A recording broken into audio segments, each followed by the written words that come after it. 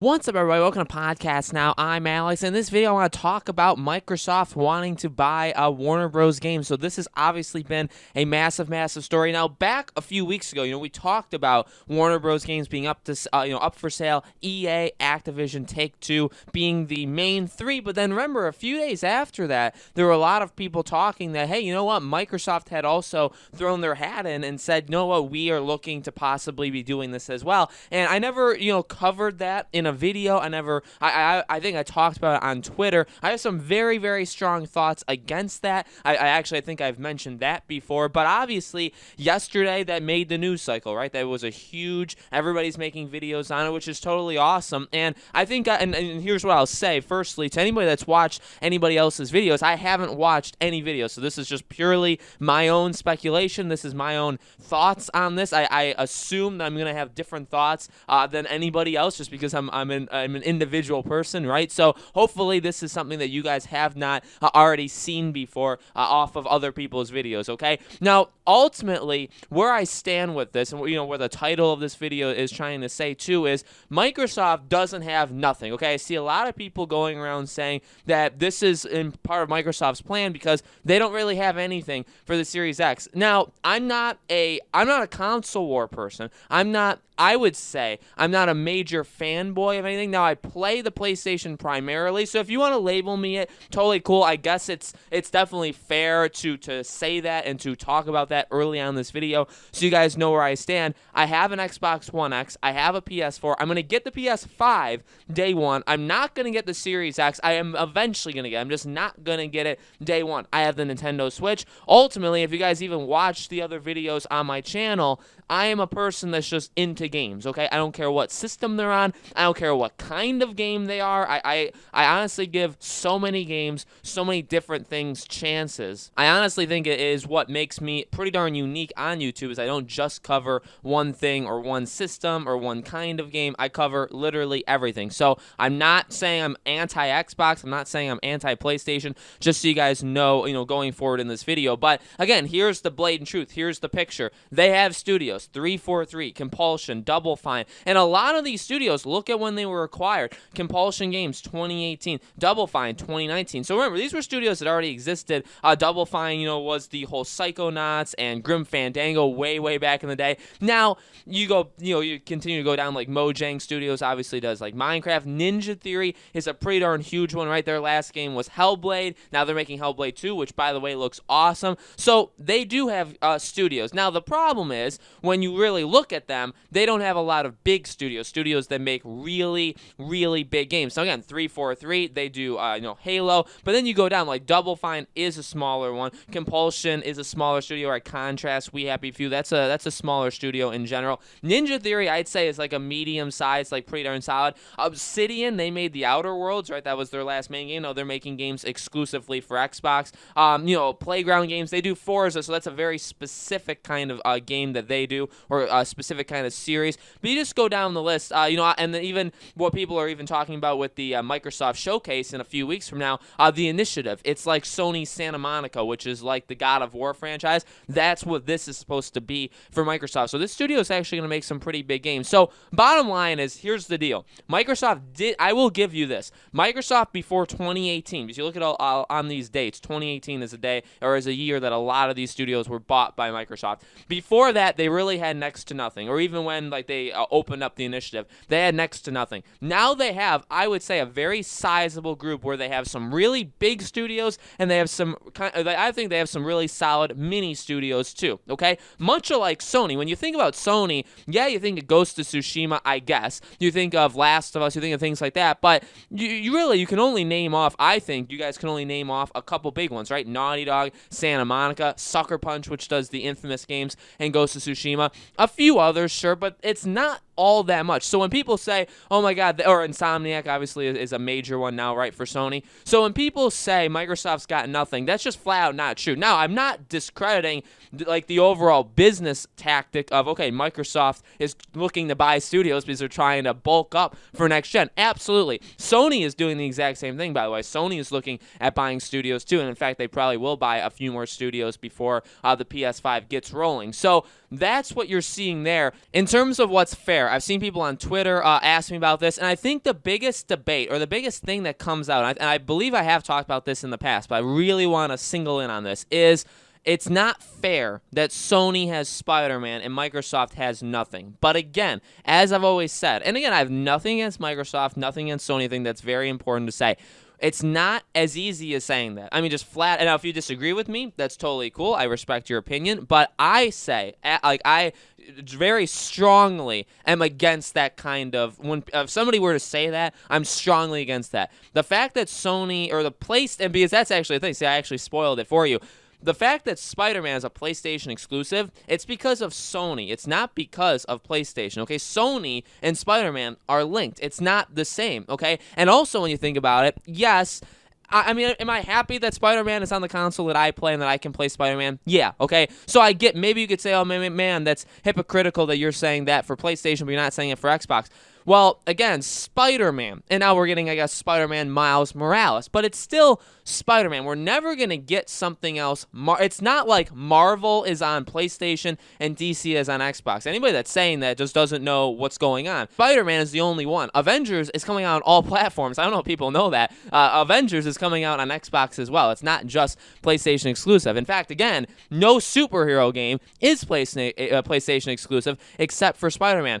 If Microsoft were to buy this, now I know, when we talk about the sale and we talk about, in my opinion, Take-Two is the best of those four. I don't love that idea. I'm more into kind of like wackier ideas. Like, what about Square Enix? Like, does Square Enix want to do something insane today and buy Warner Bros? I don't think that would ever happen. But in my opinion, again, Take-Two would probably be the best of these four. I don't want EA. That'd be just a disaster. Microsoft would make it exclusive. I don't want that. Activision, they handle some studios okay, but they make a lot of really, really poor decisions. Take-Two, I would say, is overall the better one.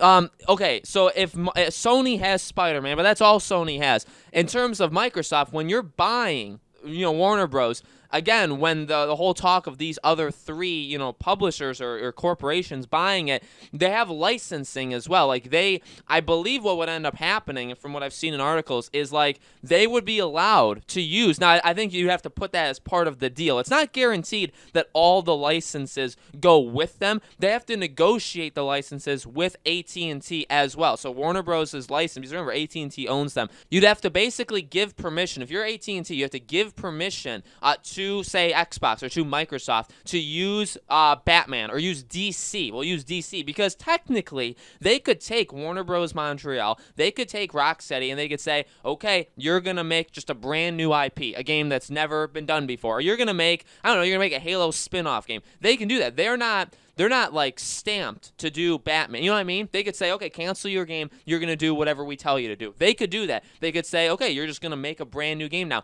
They don't have to include the licenses. In fact, just an initial purchase of Warner Bros. Games would just be the studios. It would be you'd actually get the manpower, right? You would get the people that work there, and then you would do the licenses. And when you're using the licenses, I believe the deal was AT&T would get a cut of that. So if you're using DC, if you're using Batman, if you're using Justice League, if you're using Suicide Squad.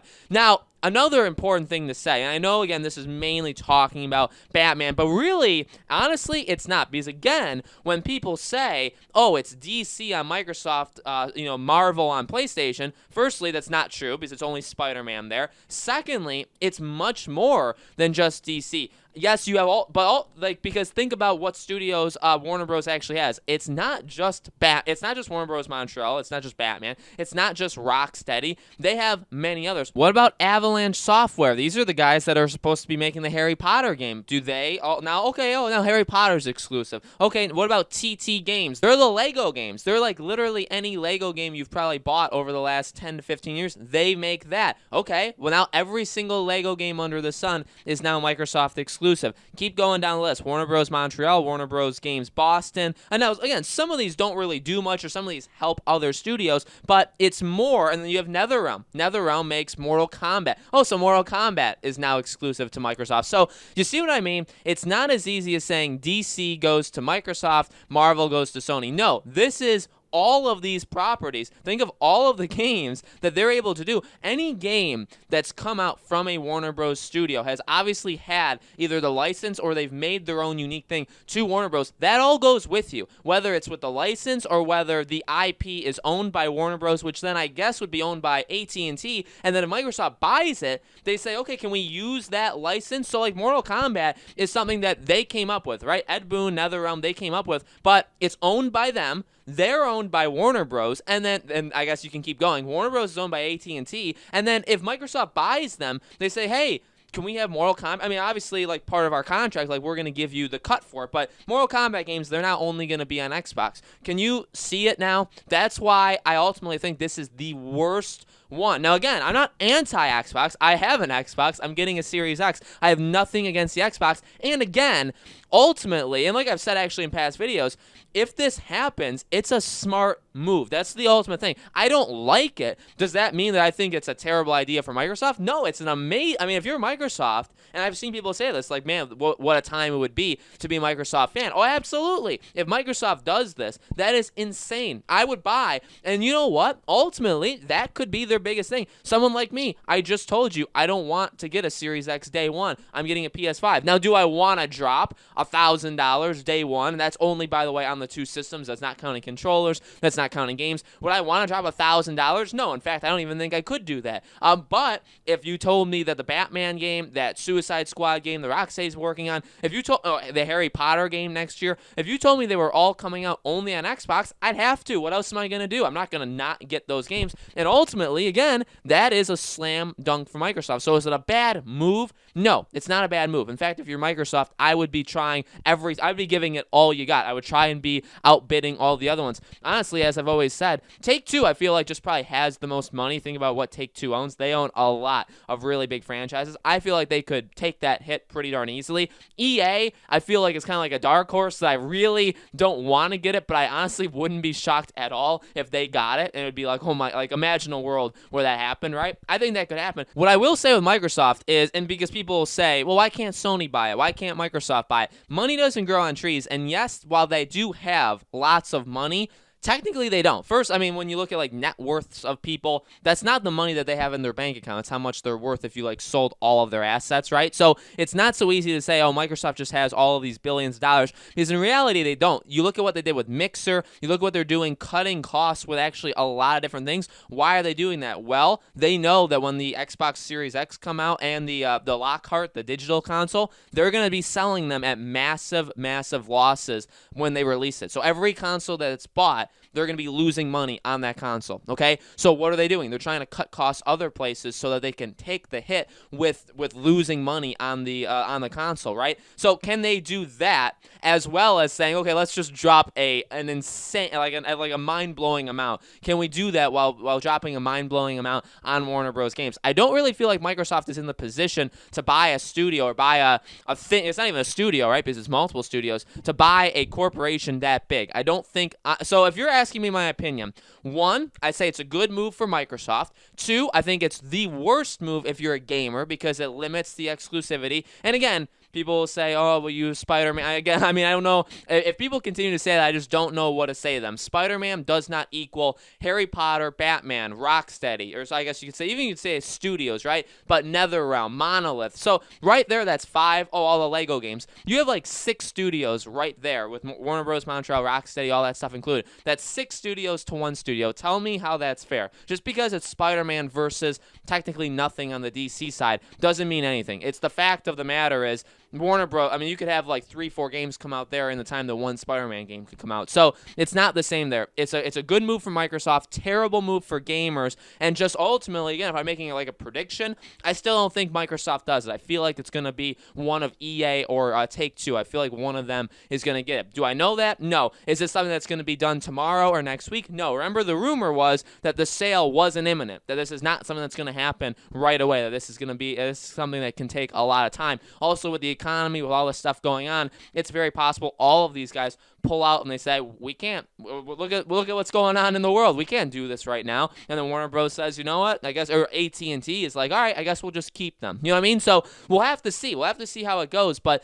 those are my thoughts. I don't think that's been echoed by other people out there. So I hope, again, this was something that was kind of unique to me. But guys, let me know in the comments below. What do you think? Do you think this is a terrible move for gamers? Do you think this is a good move for Microsoft? Would this get you to buy the Series X? Again, I mean, it would. It would get me to buy it. So it is a good move for Microsoft. They would get more customers. But at the same time, you're limiting all of these games, not just DC. You're limiting all these games to only your platform, which ultimately isn't all that great. So let me know your thoughts in the comments below. As always, make sure you guys are subscribed to this YouTube channel, Podcast Now. Hit the bell icon so you guys know when these videos go up. And thank you so much for watching, guys. I truly appreciate it. I hope to see you all on the next video.